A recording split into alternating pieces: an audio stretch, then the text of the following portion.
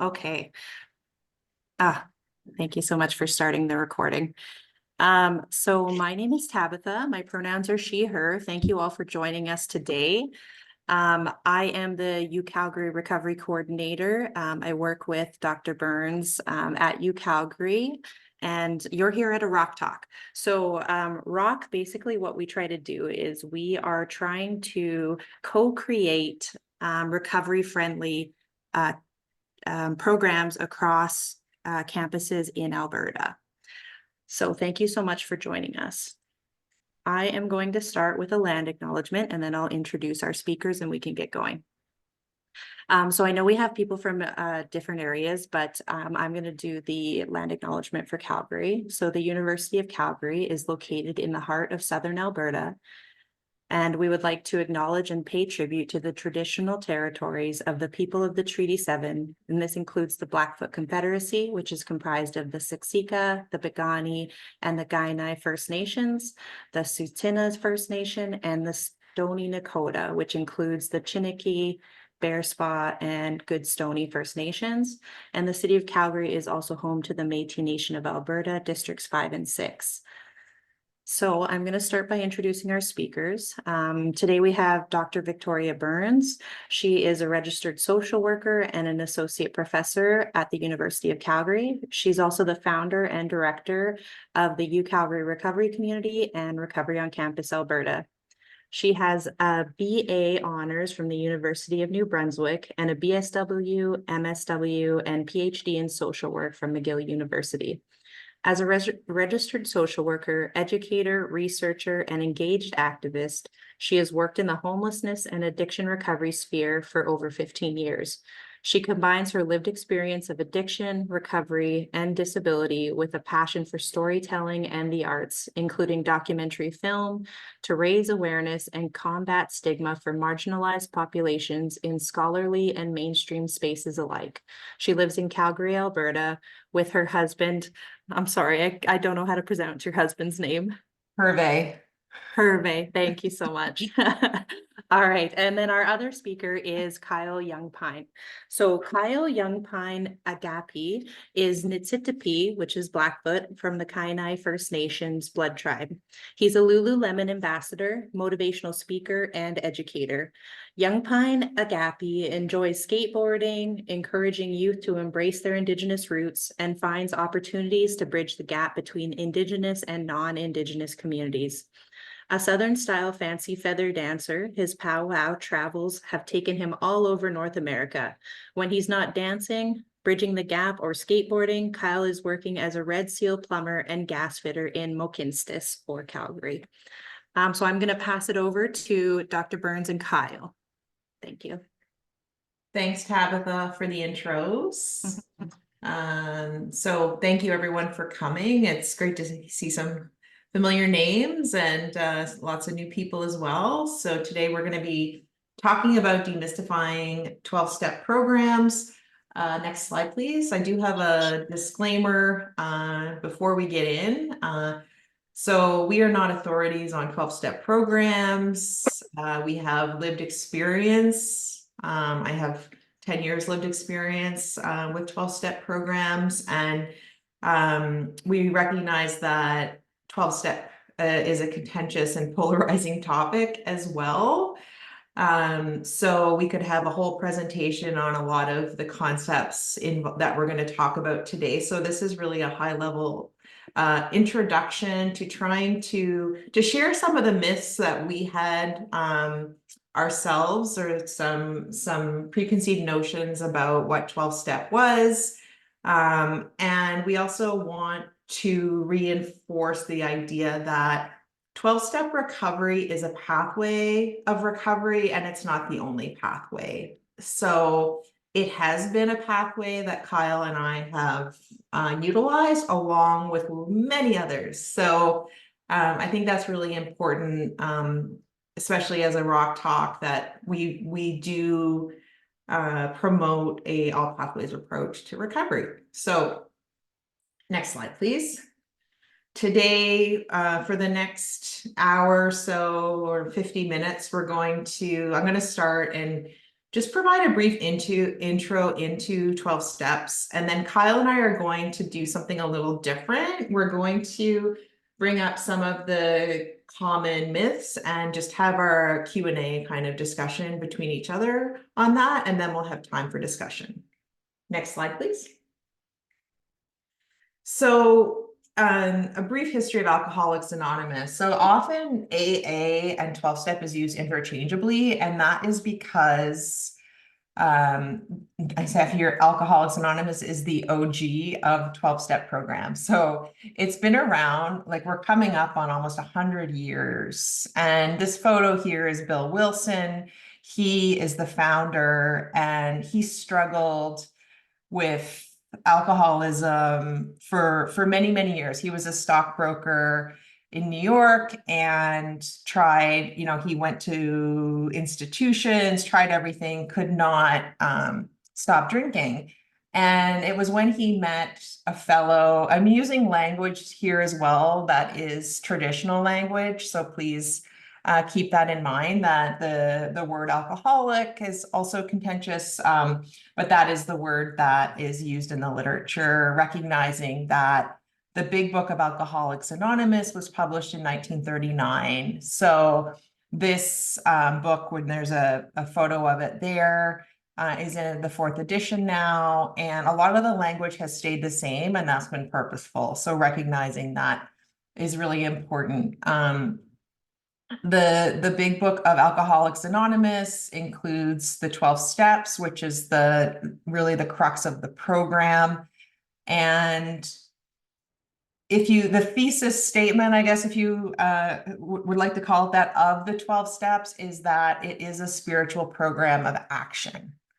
Okay, so compared to other therapies that are more cognitive in basis, spirituality is really the foundation, and that getting into action and being of service. There's a chapter in the Big Book of Alcoholics Anonymous that describes, it was written by a doctor, a physician, and that's where the program got a lot of its footing, because it did have support from the medical community, because people struggling with addiction were coming and they were not getting better. They really had no tools to help people recover from alcoholism. So they describe it as a threefold disease: a physical allergy to the substance, an obsession of the mind, and a spiritual malady. So if you think of that spiritual malady as more like a hole in the soul, and filling that up with the substance. So it's really trauma-informed before calling it trauma-informed. In the Big Book, they say alcohol was but a symptom. We had to get down to causes and conditions. So I know when I read that the first time, I thought alcohol was my problem, but it was actually the solution to a deeper dis-ease. And they're quite explicit about the chronic nature of addiction, that really there's no cure, but what we get is a daily reprieve contingent on the maintenance of our spiritual condition. Next slide, please. Many of you may have heard of different 12-step groups that have evolved over the years. So about 20 years after AA came to be, NA was, so Narcotics Anonymous, there's Cocaine Anonymous, there's Marijuana Anonymous, there's Overeaters Anonymous, Gambling Anonymous, Sex and Love Addicts Anonymous, Al-Anon, Adult Children of Alcoholics. There's many that use the same principles as the original Alcoholics Anonymous. And I have the most experience, I don't know, Kyle as well, with AA, so that's a lot of the language that we're going to use today. Correct me if I'm wrong, Kyle. No, I'm down. AA is cool. Okay. I've been to one NA meeting, or a couple NA meetings, and then I was in Al-Anon years ago. Just like the whole family disease vibe. And then AA's, it's interesting. Well, I could get it. I don't want to go off on a tangent, but Okay. AA. We'll get into it. Yeah, I've gone to a couple of NA meetings. I've been to OA, Overeaters Anonymous, and also Al-Anon. Okay. Next slide, please. This is, I think, for folks, just a summary of what AA is. This is read before every meeting. It's the preamble. So I think it's important that I read it because it gives a good idea of what the program is. So AA is a fellowship of people who share their experience, strength, and hope with each other, that they may solve their common problem and help others to recover from alcoholism. The only requirement for membership is a desire to stop drinking. There are no dues or fees for AA membership. We are self-supporting through our own contributions. So at AA meetings, you don't have to pay to go, but at the end of the meeting, they have a basket that goes around and you can donate whatever you're comfortable donating. You don't have to. It's kind of like in church where they go around and with the basket. AA is not allied with any sect, denomination, politics, organization, or institution, does not wish to engage in any controversy, neither endorses nor opposes any causes. And I think that's a big reason why it's still around after all these years, because it's not affiliated with political parties or anything. It's really just like a grassroots one alcoholic helping another. And our primary purpose is to stay sober and help other alcoholics achieve sobriety. So the way that we stay sober is by helping other people stay sober. So it's a mutual aid program. Next slide, please. A little bit more about 12-step or AA. So anyone with a desire to stop drinking may become an AA member. In 2018, there were 2 million members across 180 nations. And just in terms of Calgary, there's approximately 500 meetings a week, all different types of meetings. So we have speaker meetings, closed meetings, which are more discussion group. Open, most speaker meetings, they have someone who shares their experience, strength, and hope. And anyone can go to those, so family members, but then they have the closed meetings where it's a discussion group, LGBTQ meetings, women's meetings, like my home group. So most people have a home group that they go to is a women's meeting. More effective path to, so this is an important study that was done by John Kelly at Harvard. It's one of the most rigorous studies, types of systematic reviews you can do about the efficacy of AA, and they found that for abstinence-based recovery, because we know there's non-abstinence-based recovery, but for abstinence-based recovery, AA was more effective than any like cognitive therapy or anything like that. So, and that's been my personal experience as well. I tried many ways to get sober before AA, and it was what worked for me. Next slide, please. Okay, so now we'll get into the discussion portion. We'll just check the time. Okay, so we're not going to have time to go over all of the steps today, but we're going to talk about step 1 and 2. So the step 1 is we admitted we were powerless over alcohol, that our lives had become unmanageable. So Kyle, I just want to ask you if you could share a bit about that step and the powerlessness and why you started going to AA in the first place. Yeah, thanks, Victoria. It's interesting because when I think about step 1, I would ask my sponsor, well, what does that mean? Like the literature is kind of interesting, and then it's just straight up all about surrender. I remember tried to believe that I wasn't a drug addict or an alcoholic. I was like, no, I can do it. And time again, I just like every time I would go out, I never understood how like my friends could just have 2 drinks and just be like, okay, like we got to work tomorrow. And I'd be like, oh, right. Like, yeah, I guess I'll go home too. But then I would like hang out in my car and then go back into the bar and just like, it'd be the worst. And that would happen so many times.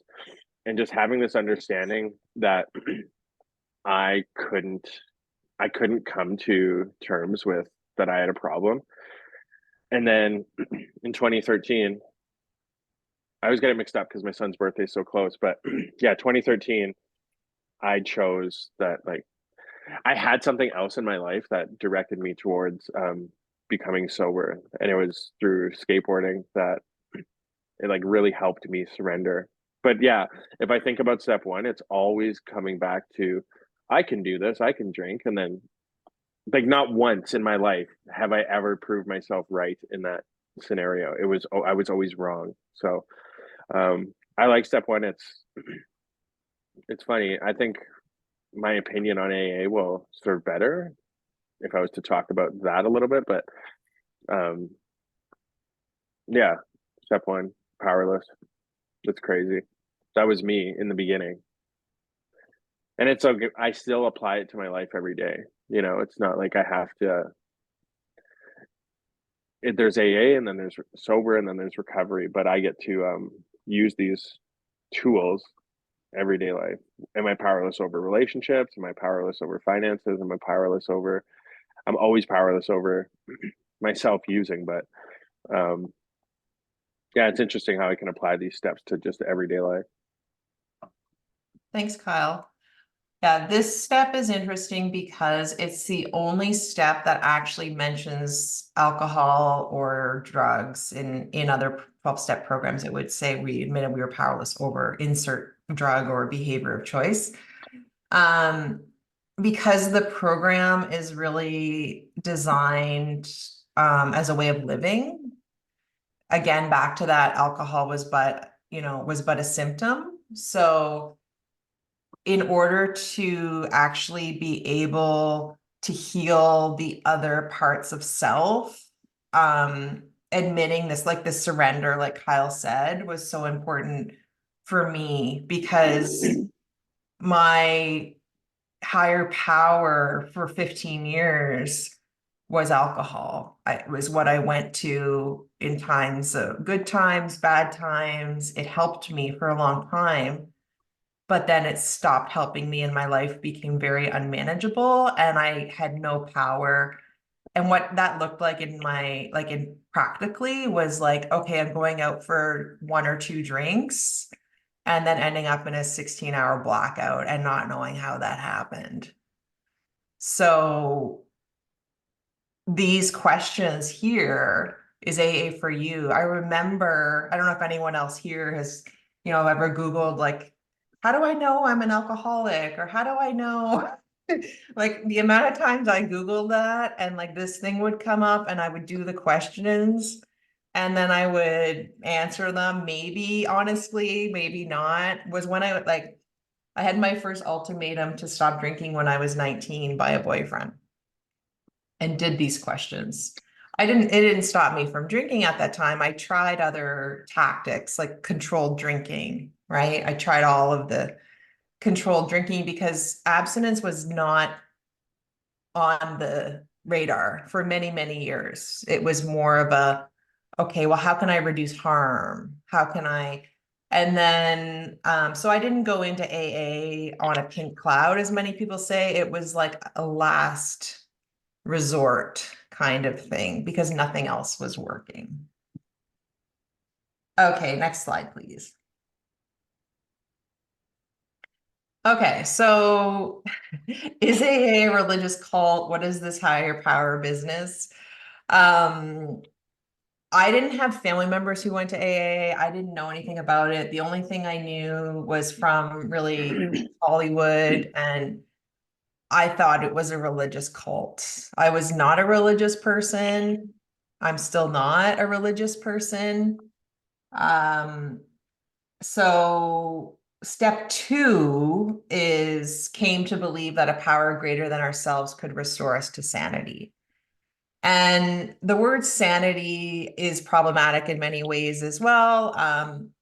The way that they use it is really that basic kind of definition of doing the same thing over and over and expecting different results.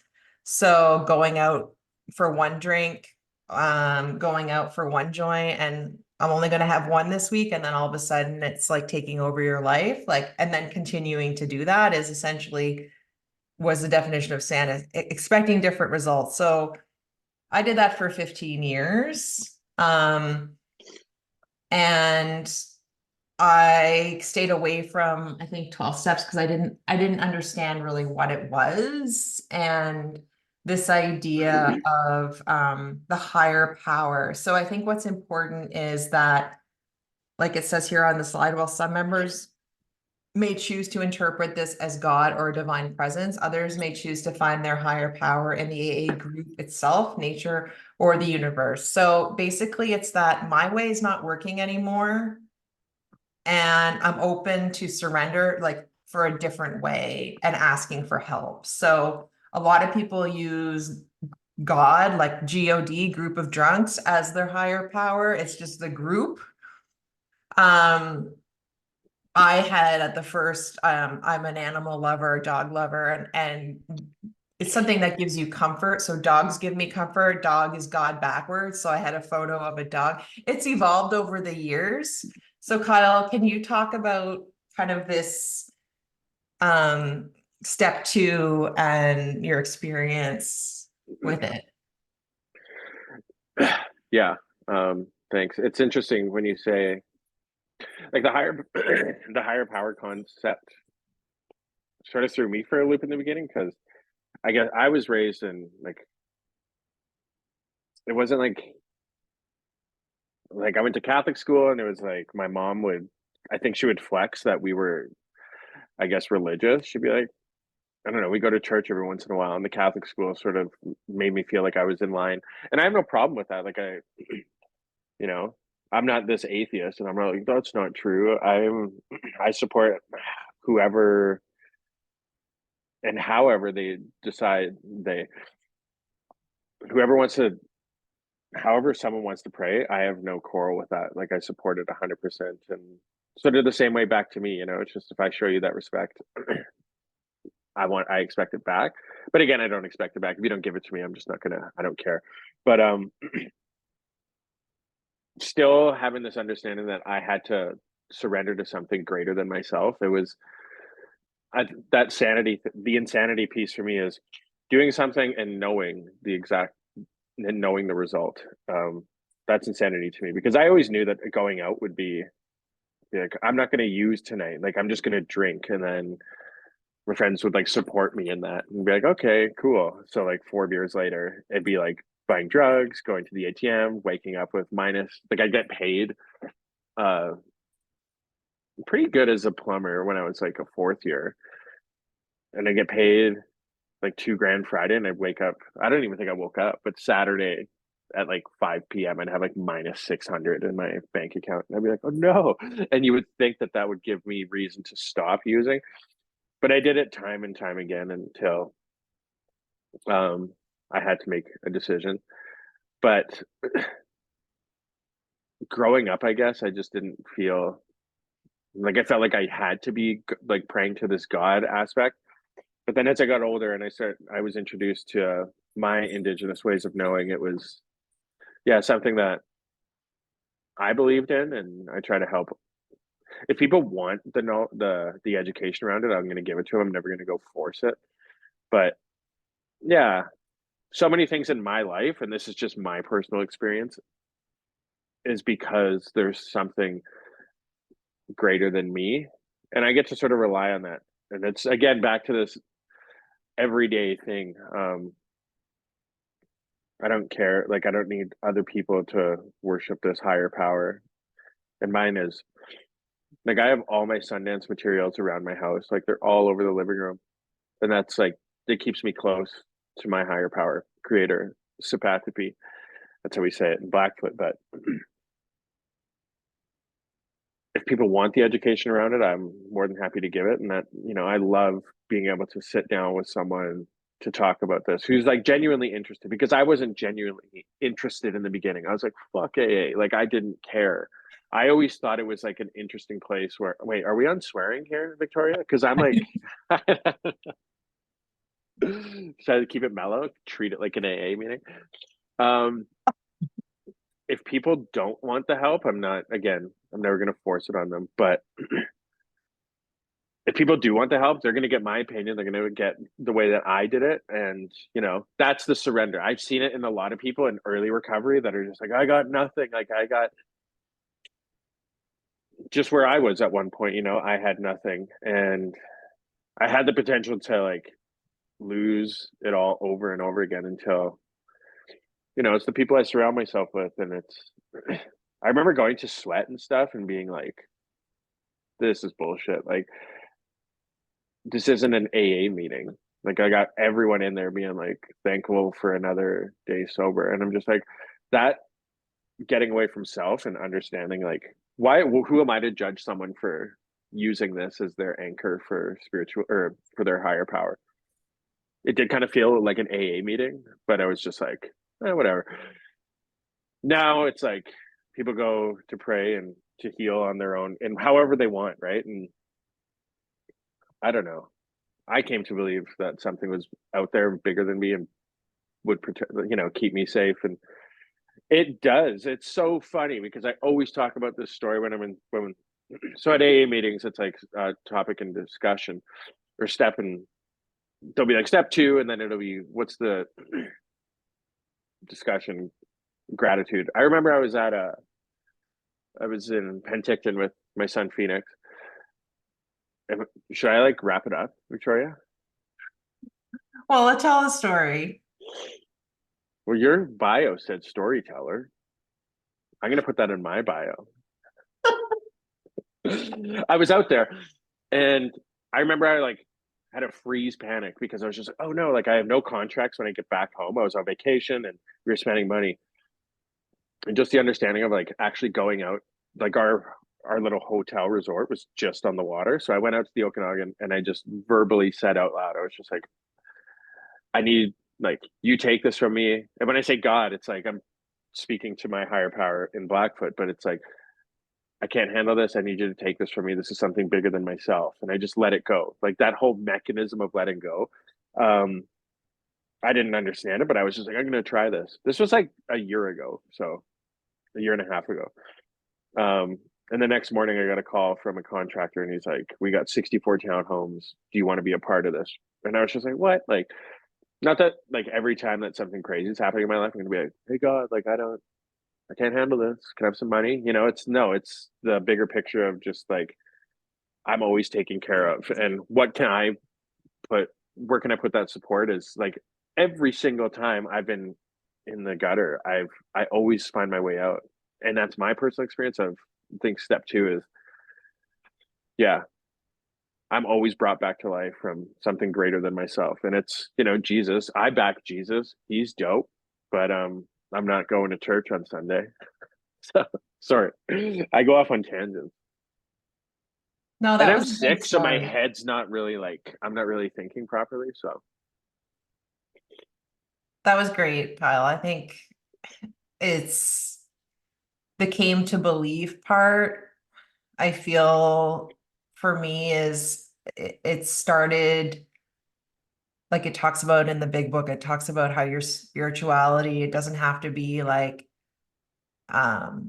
super strong at the beginning. It can be like a flimsy reed. I always think about that. And the flimsy reed at the beginning for me, it was just that I'm still here and I shouldn't be, given the way my drinking was.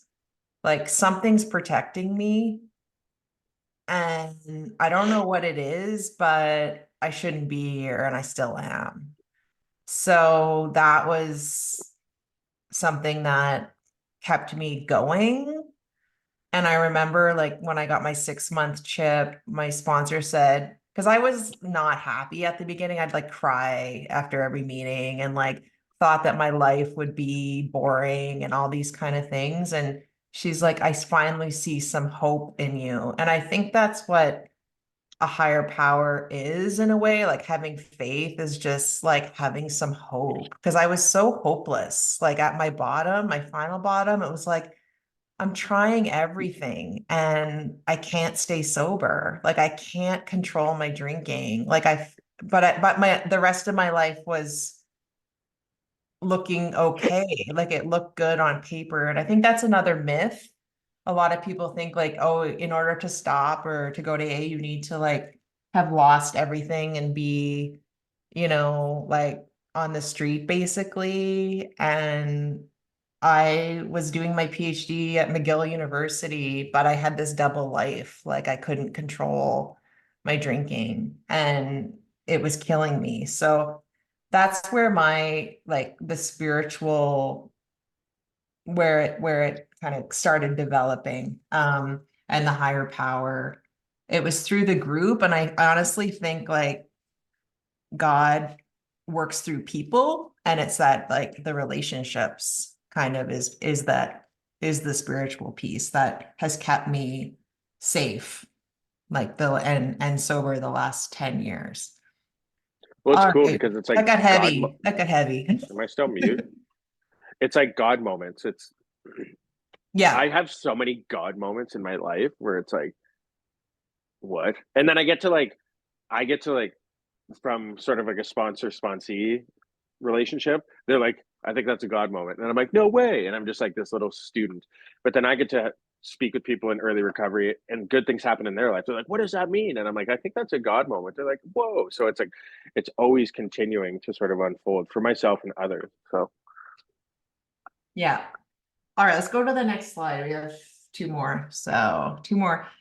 Okay, so I think there's a lot of myths around what a sponsor is and misunderstanding. I know when I joined the program, I didn't understand. I thought, is this like my friend? Is it a therapist? Is it, and I looked at the AA literature, and in theory, a sponsor and sponsored meet as equals. So the difference is, though, is that a sponsor is usually a person who has made some progress in their recovery program and done the steps.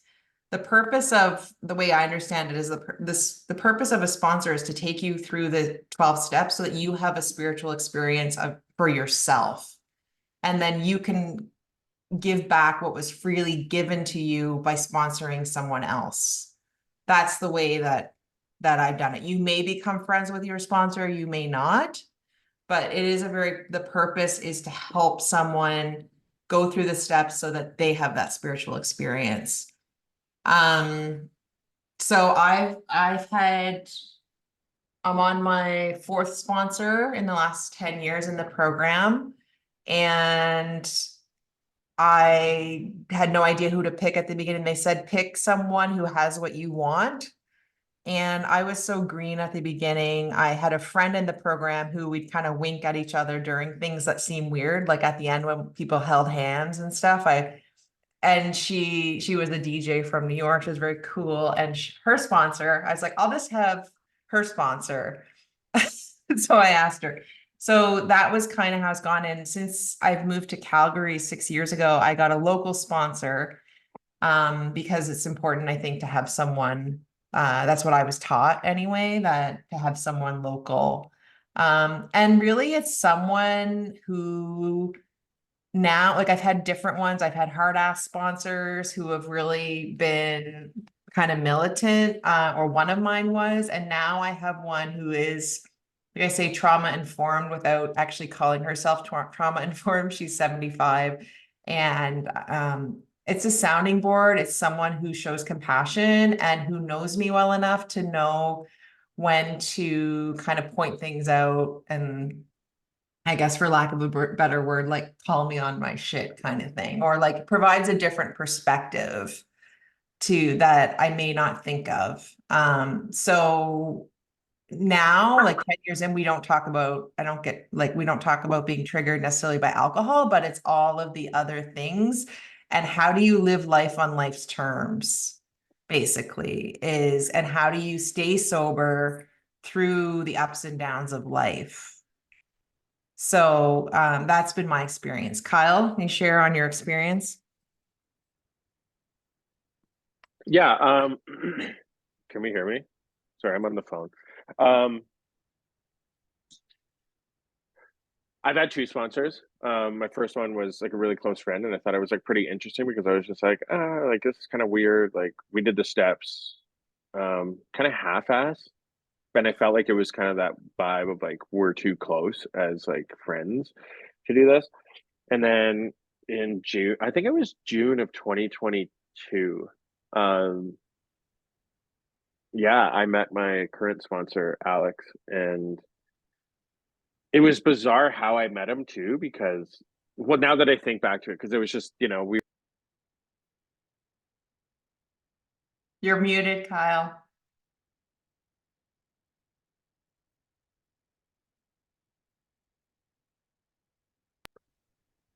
see us natives, we don't do the technology thing. Um, No, so it was Friday Night Fellowship in Calgary, and like that's Graham's meeting, Victoria. Yeah. And he like at the time there was like five people that showed up, and there was just like three old timers, and then I was like, I just have to go to a meeting. Um, and I met this dude. There was a birthday meeting, and Alex was giving a chip to some dude. I don't know the guy. And I remember going up to Alex after and I'd be like, hey, like, can I have your number? Like exchange number. And then uh he was all for it. And then I was working and he actually reached out to me. But to have that under like what is sponsor sponsee relationship, to go through the steps. But he was like on this, like Chris was great, but then Alex was just like he was so good. His knowledge of the big book is so, and he doesn't come from like a big book sort of, I guess that I don't know what's the word I'm looking for, like he sort of makes it cool, I guess. And like he talks in like 2020 at the time 2022 terms, but he is so knowledgeable around the big book, and having a good sponsor was like so crucial for me, and him being my sponsor was like that was another god moment because that dude is my best friend. We have so many similarities in life. We're just like-minded people. Like I'll send him memes and like they'll land with him, and like our approaches to health outside of AA, where whether it's physical health, like what we eat, and then I bring him to sweat. That's the spiritual side. He was at Sundance this year. No, sponsor sponsee relationship is, I think in the beginning it would need to be let's get through the steps and then after we can form something, because this is like a real thing. It's not like alcoholism. People die from this disease, and I think to get through the steps is pretty important. And I'm glad that it was that Alex and I kept it important. Now we just share memes about crazy stuff. And sure enough, like he buys me gifts, and uh, he bought me a book on the agnostic, like 12 steps for agnostics and stuff. But yeah, sponsorship, and I think it's so important to do the steps first, and then yeah, he wasn't really a hard ass. He's just so smart and knowledgeable around 12 steps. So All right. Thanks, Kyle. Next slide, please. Okay, so I thought we could chat a bit about what keeps you going back. You want to jump in, Kyle? sure. I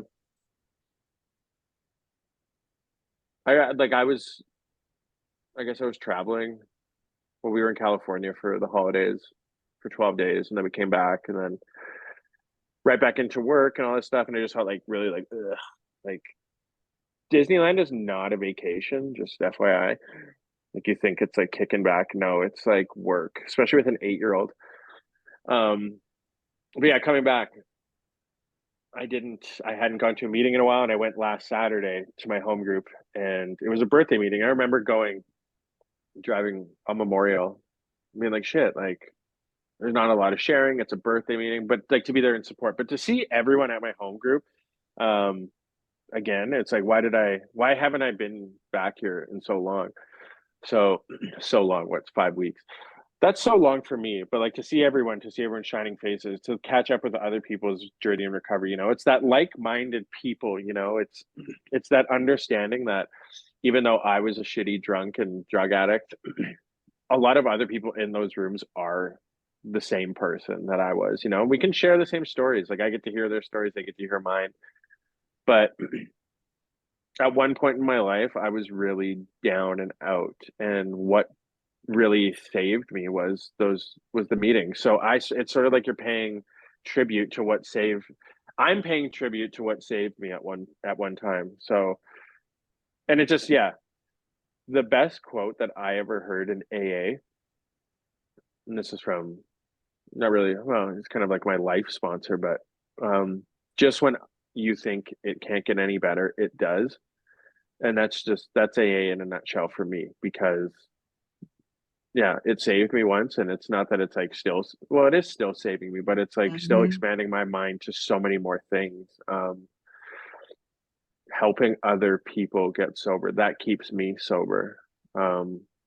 Like I'm working right now with one of my idols that I grew up with. Like he's a pros, like there's CFL pro and then there's NFL pro. It's like nobody really wants to be a CFL pro. This guy was pro skater for the NFL, that level, not NFL. He's like small as shit. He's nothing, but he was a pro skater, and I get to work with him day to day. And I think that sort of like feeling lasted for 10 minutes, and now it's more like, okay, we got some work to do. Like you're really down and out. And I look at his life now, and it's not because of me, it's just because of a program that I was introduced to that helped me. And now he's experiencing that understanding of just when he thinks it can't get any better, it does. And yeah, it's weird too.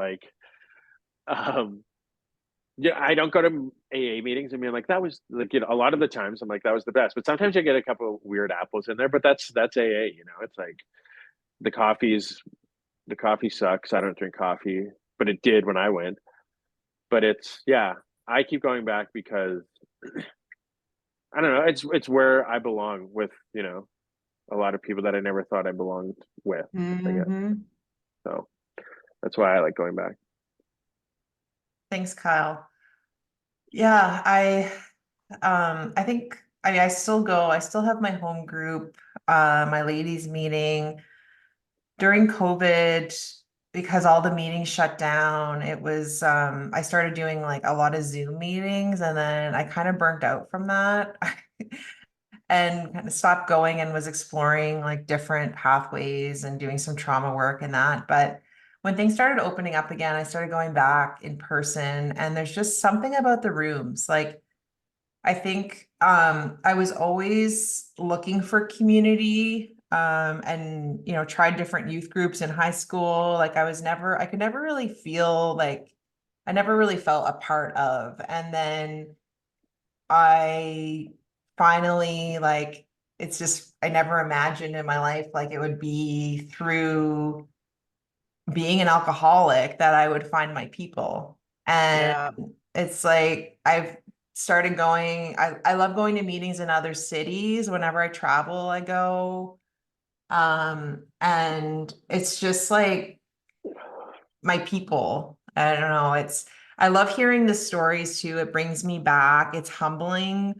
And honestly, like, it reminds me, it's just a way of living. Like, I had a colleague, it's neat now because as doing this work, working in recovery and being in recovery and working with people like Kyle, like, we share a common language. And like, I had an email today from a colleague who is, who I work with, but he did an amends. Like, amends are part of, saying sorry and things like that, that in, I think, the workplace, we don't really like do, we're not great at.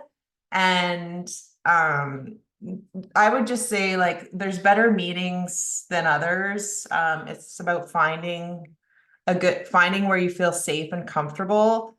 And that was a prejudice I had at the beginning. Like, before I got sober, 14 months, I had hit a bottom and was like, I don't know what to do anymore. So I went to an AA meeting in Montreal. I didn't want anyone to see me. So I went to a French meeting, and it was all men in a church basement. And I thought, I don't want any part of this. I was full with what we say in the program, like contempt prior to investigation, which, we're, I think, all guilty of in some way. It's like snap judgment. I tried something once, I'm never doing it again. Or this person said something about this person, I'm going to believe it without actually investigating for ourselves. And my friend in 12 step, who had 25 years, he said to me, well, Victoria, the first time you went to a bar and you didn't like it, did you stop going to bars? And I said, well, no. And he's like, there's over 600 meetings a week in Montreal. You need to shop around. So I think that's where shopping around, finding something that feels good, finding friends and allies. And really, like, the highlight of my life now is, like, I sponsor women, and just seeing people get better is really, I think, just it helps my own recovery, but it's what this is really all about. So that's it for that. And next slide, please. So Kyle and I are 10-year sober buddies, and this was us at Chinook Mall celebrating. So, Kyle, did you have any final words before we have 10 minutes for questions? So, No, we're mall rats. No, it's yeah, we're good. mall rats. What Victoria said too, like that's what my son's mom would say, because she was in the program. That's how I got introduced to it all too, because she was in the program before I met her, and then whatever. But I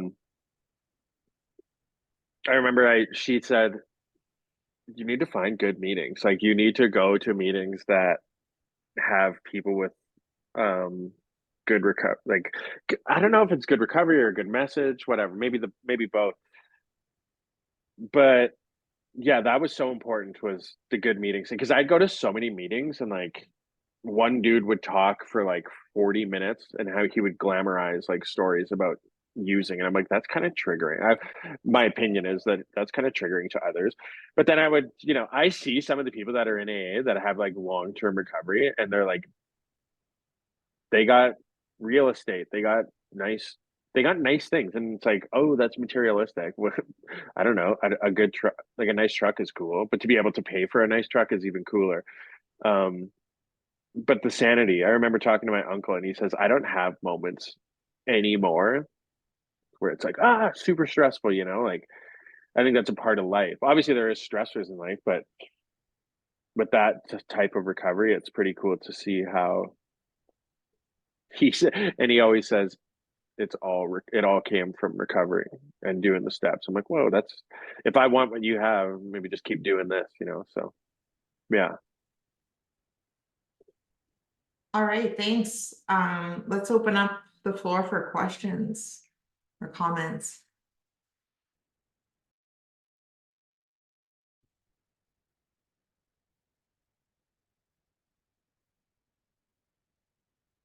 Hi, I just have a question. So I'm um currently, I think I mentioned during the chat, I'm just doing my Master of Social Work, and so I'm doing my practicum right now, and I'm just working on a project trying to understand like how to, like, what kinds of supports, or I guess like what goes into making a support, like a treatment service, or any type of like service for people who use substances, like how to make that kind of like low barrier and anti-oppressive. Um, and I'm hearing a lot about, so I was looking at the Calgary AA website a couple days ago, and I noticed that on the bottom they kind of like on the FAQs, they kind of emphasize the fact that they, the focus is on like alcoholism, like the substance that you're using. It's not about like, like the supports that people might need like outside of that to support, to like help in their like recovery, or in their process, or whatever, like housing and like poverty, addressing poverty and stuff like that.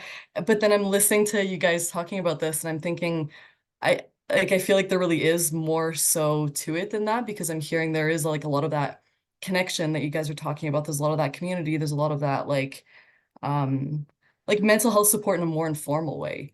So I was just thinking, I was wondering, I guess, like what your guys' opinions are on that. Like, I know there's like, there isn't like that formal kind of structured, like, okay, we're gonna help you now get into housing or whatever. Like, that's not what that's about, like what AA is about. But I'm wondering what you feel, like, I guess, like what you think about, yeah, the how it might be providing supports in other ways, if that makes sense. Yeah,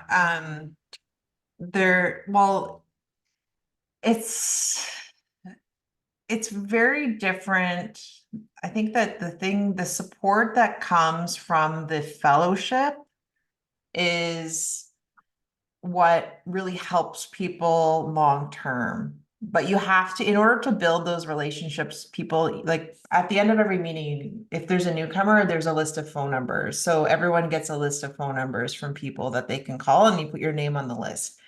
So, they say there's that 50-pound phone and you need to pick it up. And that's what happened to me. My sponsor, actually, the first year, I had to call her every day at noon for a year, every day, like to check in.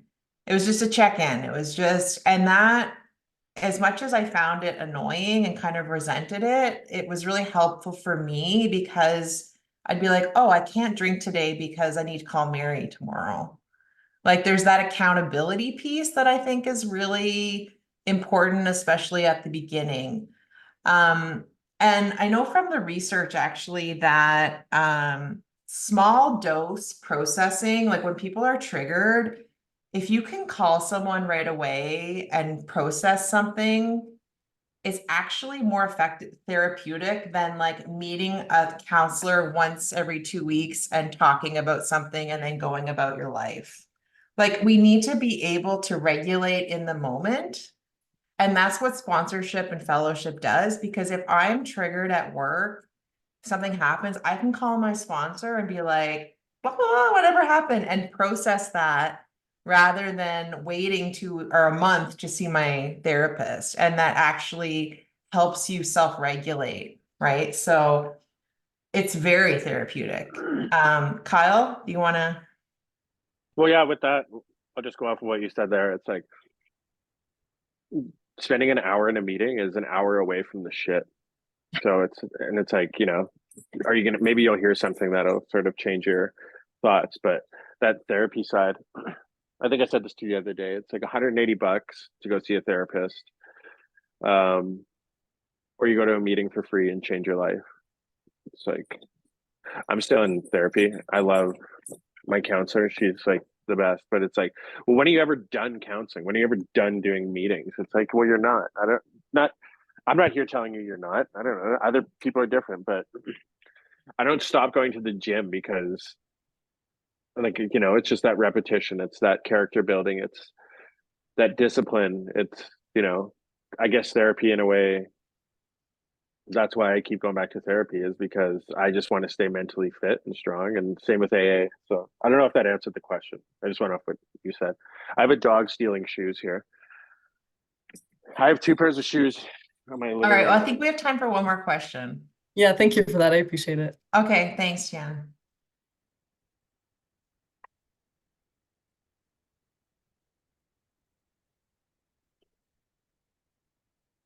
I don't have a question. Jessica? More of a comment. Can I jump in? Yeah, hey, Jessica. Hey, thanks. I thought it was interesting at the beginning when you asked us to say, who are you and where are you from? All got our professional reasons for being here, but I think for myself and for many others, this is like a personal issue too. And so I really appreciate creating this space where we can show up professionally, but also tentatively explore this very vulnerable part of life. I used to go to Al-Anon when I was much younger, and it's been on my mind whether or not something like AA is for me. So as a colleague to you, but also just to, be brave and put that forward, I just wanted to say thank you for this. Thank you, Jessica. Thanks, Jessica.